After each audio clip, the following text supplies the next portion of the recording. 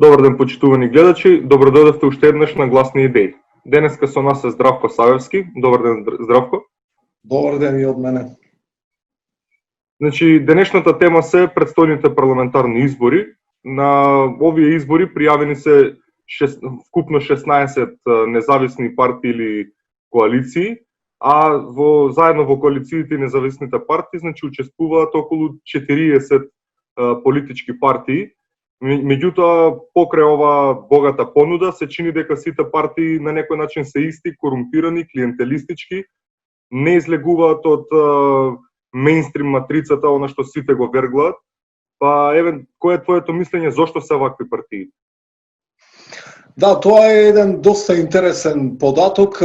Имаме над 40, можеби 50 партии кои учествуваат на овие избори. Во коалициите на ВМРО и на СДСМ имаат по 20 партии, уште десетина кои независно учествуваат, и сега како тоа од толку многу партии, сепак впечатокот кој во голема мера е точен е дека сите тие се здруженија за терање личен интерес, кои кажуваат дека ниту спијат, ниту јадат, туку само на доброто на луѓето, обичните луѓе мислат.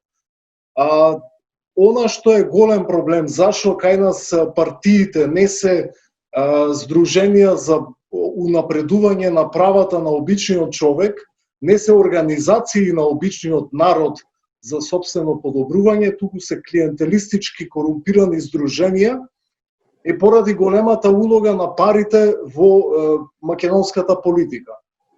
Капиталистите ги контролираат партиите, за тие да им служат нив, да после избори им дават тендери, и тука е целата таа негативна спрега која е условена од самиот систем од капитализмот. Значи, мора да се ограничи моќта на парите во политиката, ако сакаме да немаме баш вакви корумпирани партии чии членови трчаат за повеќе пари.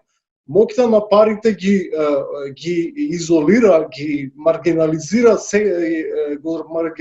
секој обид да се појави некоја нова партија, бидејќи ако се појави партија која нема да биде контролирана, која нема да ослуша капиталот, тогаш капиталот ќе им даде на другите партии вишок пари за да ја маргинализира таа партија.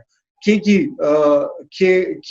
ги убеди медиумите да не ја покрива таа партија, и таа партија едноставно ќе биде маргинализирана и луѓето нема да знаат за што се бори, па и нема да ја дадат шанса на избори. Но не е причината зошто имаме вакви партии само моќта на парите и моќта на капиталот во македонската политика, и самите граѓани имаат дел од вината. Кај нас пренизок е прагот на кој граѓаните се подготвени да го дадат сопствениот глас за политичките партии. Ако една партија ги убеди граѓаните дека тие се помалку корумпирани од другите, од своите конкуренти, тие го добиваат нивниот глас. Ако имате толку низок критериум, кај што партиите морат да покажат не дека тие се добри, дека мислат на општото добро, туку само дека се помалку лоши од другите партии, ако само на толку нисок праг тие го добиваат гласот, тогаш јасно е дека тие така и ќе продолжат да се однесуваат. Значи, не се цени сопствениот глас. Сопствениот глас се цени кога се дава само кога сте убедени дека една партија го заслужува, ја заслужава вашата доверба, а не да се фрла гласот и со тоа фрлање да се овозможува перпетуирање на системот кој делува во наша штета. Така. Меѓутоа, зошто сепак граѓаните, иако знаат какви се партиите, иако се свесни за сите овие работи кои што ги наведе, сепак гласаат, излегуваат на избори, гласаат за нив, иако, например, во Македонија не постои цензус. Да, и тоа е големиот парадокс. Скоро сите граѓани ќе ви кажат дека партиите од прва до последна се корумпирани. А иако тоа е убедувањето, тие масовно излегуваат на избори. И сега, тоа е парадокс и психолошки феномен. И можеби тука треба и да се внесе психолошко објаснување на таа работа, бидејќи некои работи се доста чудни. Една од главната причина зашто граѓаните гласаат за корумпирани партии е клиентелистичкиот однос. Ке им дадат ветување за вработување нивно или на некој нивни на син керка и граѓаните гласаат. Но не се сите граѓани во можност вака да ја искористат шансата. Значи не го објаснува клиентелизмот, целиот феномен зашто граѓани гласаат за политичките партии иако сметаат дека се корумпирани. Голем проблем е перцепцијата дека со гласање за помало зло се прави нешто, некој чекор исчекор напред. Ами ако гласате за партија која знаете дека е зло, макар и помало, тогаш како можете после избори да бидете изненадени дека тие лошо владеат? Значи вие од старт сте знаеле дека тие не се добра опција, а сепак сте им дале глас. И сте ги поттикнале да се однесуваат корумпирано на власт, бидејќи, као што кажа претходно, многу на нисок праг, поради неценењето на гласот од самите граѓани, им се дава гласот. Имате тука и други феномени, например имате појава на буквално мазохизам, кај што некој гласа за некоја партија, иако знае дека нејзините политичари само што отворат уста излажат, за да можат после избори да уживат на мазохистички начин во тоа што ќе посочуваат дека биле разочарани и тие политичари не ги исполниле нивните очекувања. Имате луѓе кои исто така сакаат да гласаат за подбедникот. Тоа ви е кладилничарска свест. Значи, гледаат дека некоја партија може да победи и гласаат за неја за да се чувствуваат победник заедно со нив. Но, една од најстрашните работи и на која мора да му се обрне внимание е гласањето од гледна точка дека нешто се прави со тоа. Например, ако јас гласам на избори, значи нешто сум придонел во врска со ситуацијата во земјата да стане подобра. Иако, најчесто, се гласа за помало зло. Тука ја има илузијата дека ние не сме обезвластени. Она што е факт е дека ние сме обезвластени и ние не можеме да тргнеме напред ако ние не допреме до сознанието дека ние сме обезвластени. Но гласањето на избори на граѓанинот му ја дава илузијата дека нешто од него зависи во оваа држава, дека тој влијае врз власта, а не дека власта е окупирана и под контрола на крупниот капитал. И оваа илузија се перпетуира при гласањето. Значи, кога решавате да одите да гласате, вие не сакате да се соочите со фактот дека сте обезвластени и ја имате илузијата дека вие учествувате во формирање на власт, истовремено легитимирајќи го системот кој 30 години врши власта на ваша штета. Во претходното прашање споменав дека не постои цензус во Македонија, па ако пораката е повик за негласање на претстојните избори, која би била поентата за негласање доколку не постои цензус, кој би бил ефект?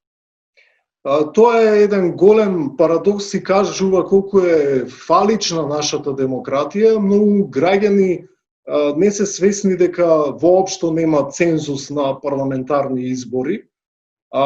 Тоа значи дека без разлика колку малку граѓани гласале на избори, значи не 40% да гласаат, па ќе бидат регуларни. Регуларни ќе бидат ако 5% од граѓаните гласаат. Ако гласаат само 1000 души, веројатно за системот да функционира треба само 120 гласови граѓани да гласаат и регуларни ќе бидат формално изборите. Но нормално, тоа воопшто не кажува дека тоа е некој правичен систем. Ако гласаат само 1000 граѓани и сето тоа е легално, тогаш тука има голем проблем со легитимноста на тие избори. Но, за разлика, например, од председателските избори, каде што има цензус, а се помалку важни. На поважните парламентарни избори немате цензус, а на помалку важните председателски избори имате цензус. И сега, кој е објаснувањето на тоа? Која е логиката? Нема. Но, има граѓани кои сметаат дека бидејќи нема цензус на овие избори, бидејќи по дефиниција тие ќе бидат регуларни, нема поента да не се гласа. Поентата зошто не треба да се гласа е, пак ќе кажам, дека ние мора да се соочиме со сознанието дека ние сме обезвластени во овој систем. И без тоа сознание ние не можеме да тргнеме напред. Кој да биде на власт после овие избори, нема ништо да се промени. Као што претходните 30 години не се промена. Значи, нема причина зошто да се легитимира системот. Сега, кога ќе се соочите со грдиот факт дека вие сте обезвластени, тоа воопшто не е убаво чувство. Подобра е илузијата дека нешто од вас зависи во оваа држава. Ама тоа не е точно, тоа е илузија. Тоа вие, не мора јас да ви го кажам, вие то, ако пробате да се ослободите од илузијата, самите ќе го почувствувате дека не зависат работите од вас. И сега тоа обезвластување, тоа е голем проблем. Ако вие гледате, се соочите со собственото обезвластување, не може да не ви се јави револт. Револт зошто овој систем што се нарекува демократија фактички функционира на ваша штета, а во корист на мал грст луѓе, капиталисти, кои се збогатуваат постојано, ненормално со ваши пари. А сето тој систем се вика демократија. И тој револт ќе се трупа кај се повеќе луѓе и во еден момент може да излезе на површина. Во тој момент кога тој револт ќе излезе на површина, тогаш и само тогаш ние имаме шанса да ги промениме работите. Вака, со гласање на избори, кај што капиталот ги контролира сите политички партии, не може да има промена. Не е замена за реалното спротиставување во реалниот живот, надвор од изборниот период, тоа што ќе одите да гласате. Покажете достоинство, почитувајте си го својот глас. Значи, има врска со достоинството. Ако вие го фрлате гласот за една корумпирана структура или за друга корумпирана структура, вие не само го фрлате гласот и го легитимирате системот, туку не покажувате почит кон самиот себе, не покажувате никаков акт на достоинство. Добро, мислам дека пораката е повеќе од јасна, меѓутоа, еве, за крајно прашање, кои се твоите предвидувања, што ќе се случи после изборите? Овие избори фактички ништо нема да сменат, значи, кој да биде на власт после овие избори, нас нема да ни биде исто, туку ќе биде полошо. Причината зошто овие избори се случуваат сега, сред лето, во ситуација кога има зголемен број на ново заразени и починати наши сограѓани од коронавирусот, а не во септември, е поради тоа што доста веројатно е во септември да ги видиме економските последици од корона кризата. Едноставно лошо се менаџираше кризата и тоа не може да нема економски последици. Биде и поради тоа ги презакажаа, ги поместија изборите наместо да бидат септември, кај што нема да имаше ризик од нови заразувања, ги наместија во јули да бидат, сред лето. Тоа значи, кој да биде на власт, нас ќе ни биде полошо.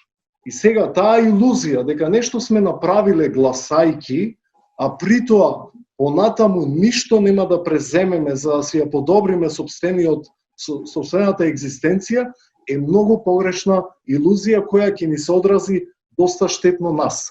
Едноставно, бидејќи одиме кон економска криза, вистинскиот начин како да го подобриме сопствениот живот, како ние да не настрадаме, како ние да не го извлечеме по дебелиот крај, е ние да се организираме и да се спротивставиме, а не да гласаме на избори. Кој да биде на власт, исто ќе се однесува, ќе ја фати страната на капиталот и ќе гледа нивните профити да растат на штета на животниот стандард на обичниот човек. Ако сакаме да ни биде подобро, треба да се бориме и од септември ќе мора да се бориме, освен ако не сакаме да ни биде полошо. Така. Сметам дека, како што веќе реков, пративме доста јасна порака кон граѓаните. Јас целиот разговор би го свел на тоа дека демократијата не почнува и завршува на денот на изборите, туку човекот е политичко битие и треба нашата демократија, нашата борба да ја живееме секој ден. Ти благодарам за овој разговор и се надевам дека нормално ќе имаме уште многу разговори на гласни идеи. Поздрав и од мене. За повеќе видеа, заследете го каналот Гласни идеи.